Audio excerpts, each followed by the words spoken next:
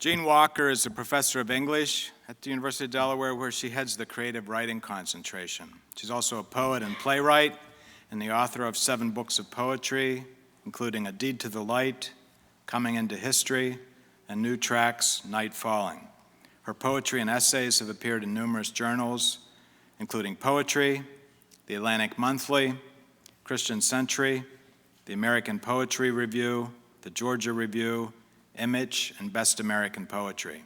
Her scripts have been performed in theaters across the U.S. and in London. Her new and selected poems will be published in 2012. Jeanne attended Wheaton College in Chicago and earned a PhD in English at the University of Pennsylvania. She lectures, teaches, and gives readings in places ranging from the Library of Congress and Oxford University to Whidbey Island and Texas Canyon Country.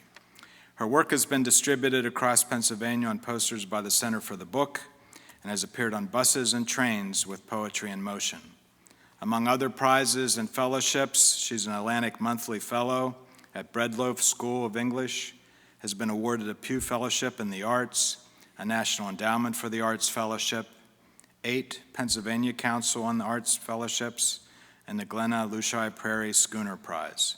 Please join me in welcoming Jeanne Walker, who will speak about Tomas Transtromer.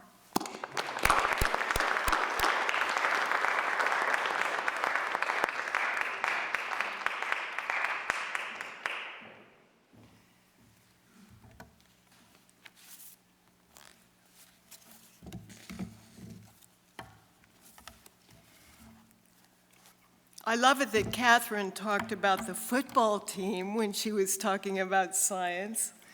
And Doug talked about tiles, and maybe quilts is another example, and Escher. I keep arguing to my students that metaphor and simile are useful for all kinds of thinking, including thinking in science. And that is what Tomas Transtromer won the Nobel for. Here's what the committee said.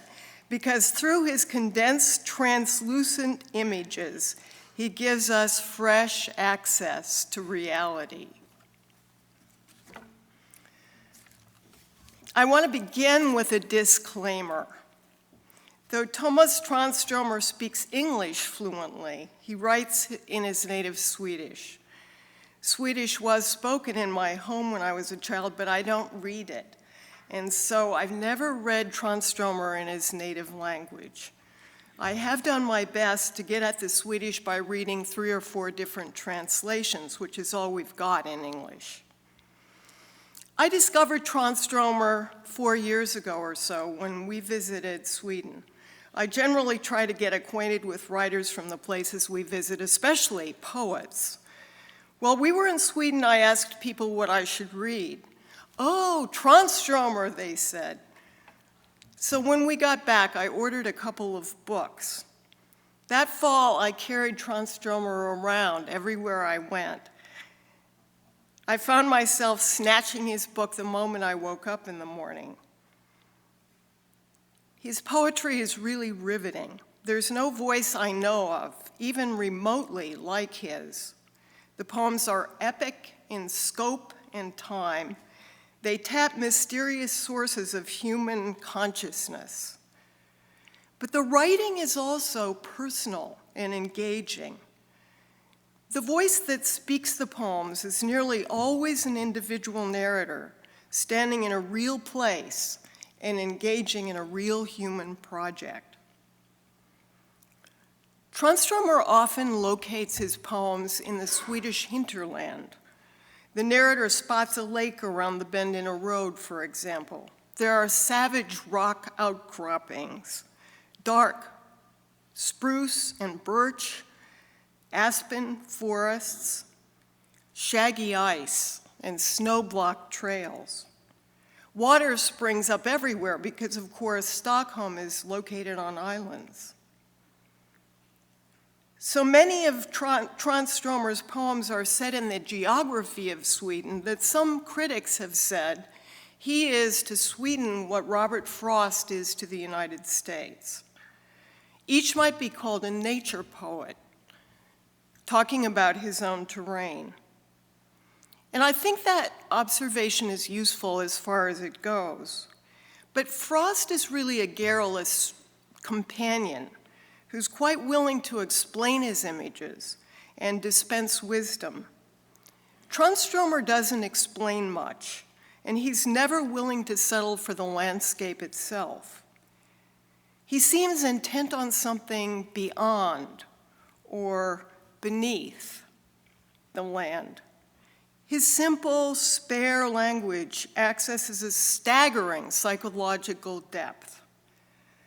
In poem after poem, it's as if the landscape drops away, and in the end, the reader is left with an uncanny, luminous awareness of human consciousness. But I'm getting ahead of myself. Let me offer a few biographical facts about Transtromer. He was born on April 15th, 1931 in Stockholm and raised by his mother, who was divorced from his father. She was a school teacher. The young Transtromer went to high school at the Södra Latin School in downtown Stockholm, where he began writing poetry. His first collection, which was entitled 17 Poems, was published in 1954 when he was in his early 20s. It attracted the attention of a lot of literary critics, but common people in Sweden were also crazy about it. Transtromer continued his education at Stockholm University, graduating in 1956 with a degree in psychology, but he had also studied literature and religion.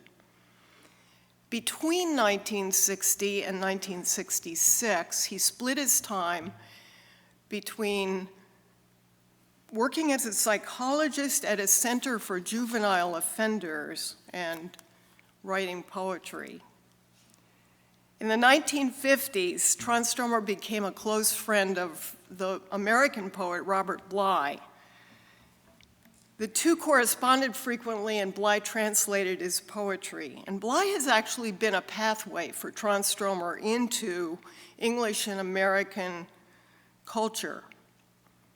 Bly's translations of Transtromer, though, were not published until 2001 in a book that was called Half-Finished Heaven, which was really the first complete translation of Transtromer. Meanwhile, Transtromer was bringing out books every 3 or 4 years in Sweden of new poems. You can easily find a list of these books online, but they're mainly in Swedish. They remain in Swedish. The important thing is that the poet was also traveling all over the world to do readings. I know he showed up in Philadelphia in the 1970s because I know some people who were teaching at Temple when they invited him there. In the decades before 1990, his work became slowly and steadily known all over the world. There's an Arab poet named Adonis who made sure that he was well known in Arab, by Arab readers, for example. In 1990, Transtromer suffered a stroke that left him partly paralyzed, and he was unable to speak, but he could speak a little, but not very well. But he continued to write and publish poetry. His last great work was The Great Enigma, which was published in 2004, and it's translated by a Norwegian translator whose name is Robin Fulton. It's really the best translation to look at if you're interested in his work. I think New Directions is also bringing out a book soon, and that's been in the works for a while, and I hope now that he's won the Nobel, we'll have more translations. There's another book of translations, by the way, by Bob Haas, which has a number of different translators for those poems. He also plays the piano. He goes on playing the piano with one hand, which I find very moving. The poet's many awards, and again, you can find these online, and they include a Lifetime Recognition Award from the Griffin Trust for Excellence in Poetry, which is a very important award, the Aftonbladet's Literary Prize, the Petrarch Prize in Germany, the Swedish Award from International Poetry Forum, and the Swedish Academy's Nordic Prize, all of which are great honors. Unlike some of the writers chosen by the Nobel Committee in recent years, who are not very well known outside their own nations or their own language groups, Transtromer has been a perennial favorite for the Nobel Prize. The morning he was chosen, I guess there was no CNN photographer waiting for him outside of his house in Stockholm, but there were sure a lot of jubilant readers all over the world emailing and twittering one another. So why is Transtromer worthy of a Nobel? What's he doing in his poetry? Almost all of Transtromer's poems focus on the moment. They occur in the present tense rather than in the past. The way the poet explores the present is by creating images, metaphors, similes, usually metaphors, one after another, sometimes without very much explanation. And for that reason, a lot of critics call his work surrealistic. I don't know that that's very accurate. Transtromer has a strange genius for images. As Robert Bly puts it, his poems are sort of like a railway station where trains that have come from enormous distances stand briefly in the same building. During the 60s and 70s in this country, Transtromer's poetry became an example of what was called deep image poetry, probably because he uses so many of those metaphors. The work of Transtromer and Neruda and Lorca were championed as models of how to write deep image poetry. And these writers influenced American writers, some of whom are very important, several of whom have been on our campus. James Wright is a good example. He was here for a semester. Galway Canal was here for a semester. And Transtromer has also influenced W.S. Merwin, who recently won the Pulitzer. But for me, the most important effect of this deep image movement in America was that many translations started occurring here. That was around the time when Princeton University gave awards for, it had translation series and gave awards. And so that was a period in American poetry when amazing numbers of poets who had never been known here were coming in from all different language groups. And that's really gone on with presses like New Directions, university presses, small presses have sprung up to publish some of those translations. And they keep us from being quite as ethnocentric as we tend to be. And I would encourage you to read as much in many of those translations as you can. For the rest of the time that I have, I would like to read some of Transtromer's poetry, which is, after all, what it's all about. I'll be reading it in translation. The first translation is by Rika Lesser, who is a fine translator from a number of different language groups. And this is from his first book, Transtromer's first book, called 17 Poems, written when he was in his 20s. And one of the things that strikes me, you can kind of see what his life work is going to be like here. The images are very constant, and you can see the kind of savage landscape that he often works with. You can also see that what he's writing about is human consciousness. It's about waking up, which is, of course, in some ways epic in scope because it's what we all do every morning. And if you happen to take a power nap, you do it more, you wake up more than once during the day. This is called Prelude. Waking up is a jump a skydive from the dream. Free of the smothering whirl, the traveler sinks towards morning's green zone. Things start to flare. He perceives, in the trembling lark's position, the mighty tree roots systems, underground swinging lamps. But standing above, in tropical profusion, is greenery with upraised arms, listening to the rhythm of an invisible pumping station. And he sinks towards summer, is lowered into its blinding crater, down through shafts of ages, green with damp quaking under the turbine of the sun. So ceases this vertical flight through the moment, and the wings spread out into the osprey's response over streaming water. The Bronze Age trumpet's tone of exile hovers over the bottomlessness. In the first hours of day, consciousness can embrace the world, just as the hand grasps a sun-warmed stone. The traveler stands under the tree. After the plunge through death's whirling vortex, will a great light unfurl over his head?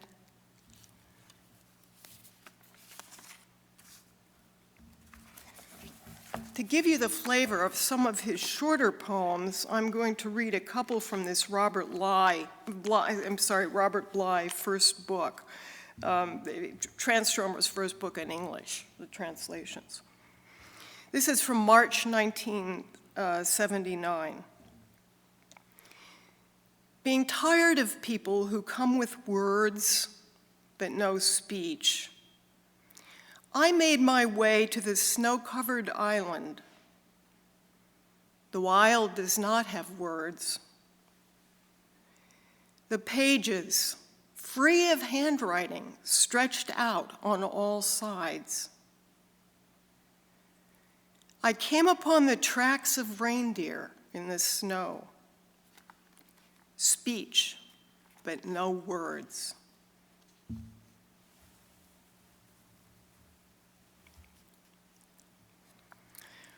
This poem from the same book, Half-Finished Heaven, is called Romanesque Arches.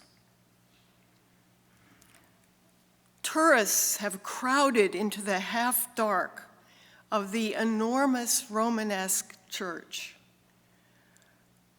Vault opening behind vault, and no perspective. A few candle flames flickered. An angel whose face I couldn't see embraced me, and his whisper went all through my body. Don't be ashamed to be a human being. Be proud. Inside you, one vault after another opens endlessly. You'll never be complete. And that's as it should be. Tears blinded me as we were herded out into the fiercely sunlit plaza. Together with Mr. and Mrs. Jones, Herr Tonica, and Signora Sabatini, within each of them, vault after vault opened endlessly.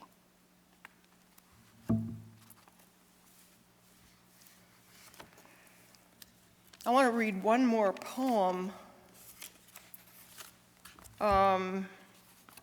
This is about that wonderful Vermeer painting of a woman in blue reading. She's pregnant, and we just saw it in the Rijksmuseum in Amsterdam. It's an amazing painting. It's so still, so quiet. So this poem is called Vermeer. It's not a sheltered world. The noise begins over there on the other side of the wall where the alehouse is, with its laughter and quarrels, its rows of teeth, its tears, its chiming of clocks. And the psychotic brother-in-law, the murderer, in whose presence everyone feels fear. The huge explosion and the emergency crew arriving late, boats showing off on the canals, money slipping down into pockets, the wrong man's, ultimatum piled on ultimatum, wide-mouthed red flowers whose sweat reminds us of the approaching war. And then, straight through the wall, from there, straight into the airy studio, in the seconds that have got permission to live for centuries. Paintings that choose the name, the music lesson, or a woman in blue reading a letter. She is 8 months pregnant, 2 hearts beating inside her. The wall behind her holds a crinkly map of terra incognita. Just breathe. An unidentifiable blue fabric has been tacked to the chairs.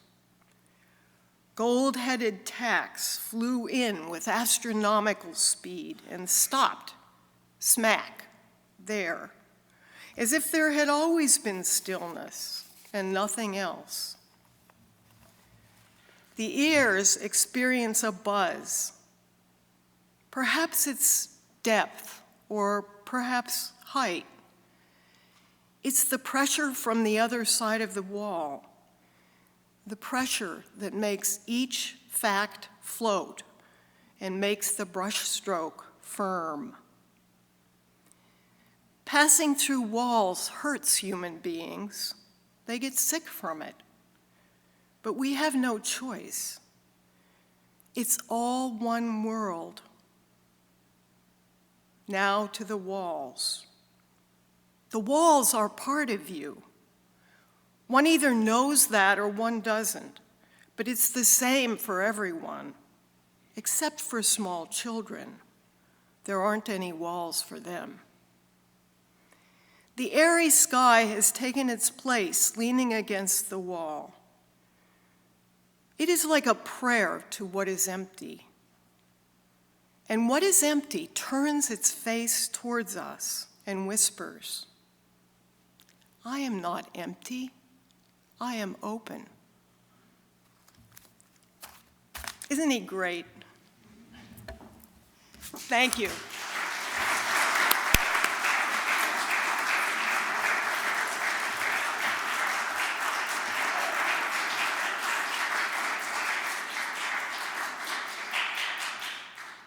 Comments or questions? Yes. Have you heard, said, or read any of the poems in Swedish? I have not. Yes, I have. I have heard them on audio via technology. I have not heard them read aloud by a Swedish. I think there's going to be a lot more of that now, though, probably. The difference in the sounds and rhythm. I mean, we've heard Swedish, very much movies and so on and so forth. Just what differences there might be. Because translation is so difficult. Yeah. I think, it's a little easier maybe to translate his work. It translates very easily, I think, because he's not using rhyme and meter. And so whatever translator there is not at least obligated for that, in that way. So I've heard people, I actually know people who've done a little translation of Transtromer, and they say he's not so difficult to translate. I don't know, but I hope we get a little more of that kind of thing now that he's not. That was a nice job reading in English. That's great stuff. I was going to ask a similar question. Translating poetry is not like translating a scientific work or even an essay. From your perspective, what makes a great translation?